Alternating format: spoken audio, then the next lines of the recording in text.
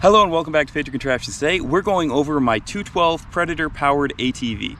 So I built this vehicle as kind of like my camera support vehicle. When I need to go somewhere and film another off-road vehicle, I throw this in the back of my truck, really simple, straightforward load, and then just drive over there and film.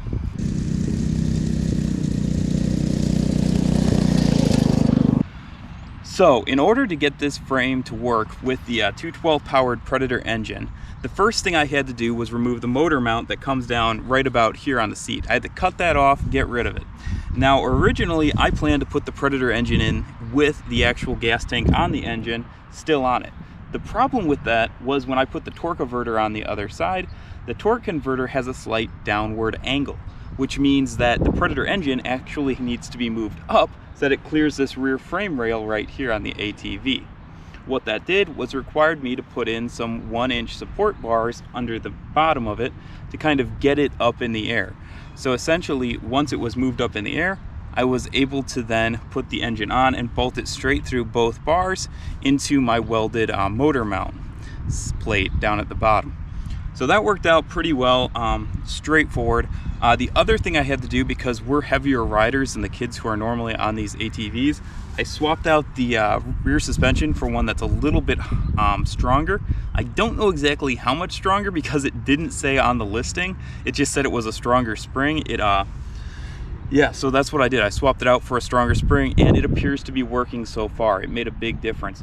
The other thing was I turned all the shocks up to their maximum settings, so that it's got maximum spring resistance because we're heavier people. So that's the basics of this. One other thing I had to do was I had to change the muffler around because the original muffler came out the side. It obviously couldn't do that with the frame rails the way they are now. So I had to make the muffler come out and bend down. So in order to do that, I bought some black pipe fittings, particularly a 90-degree one, and I welded them to a piece of straight bar stock, which I cut out in the shape of the original muffler mounts. So not too complicated. I put a stock hardware store muffler on it, shoots down right behind the seat, and it makes it have this really nice tone.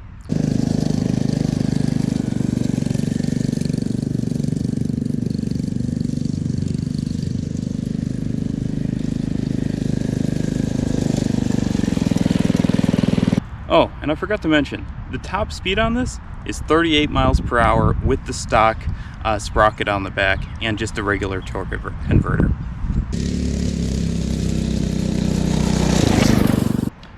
So, what does all this add up to? A very reliable little ATV that I can use for all my filming. So I hit the on switch, turn it to the start position, which it already is in, and then I just pull the... Good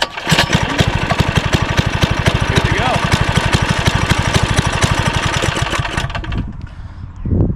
There you have it. That's my Predator 212 powered ATV in a nutshell. I hope you guys enjoyed this video. Be sure to like and subscribe. I'll see all of you in the next episode. Have a fantastic day.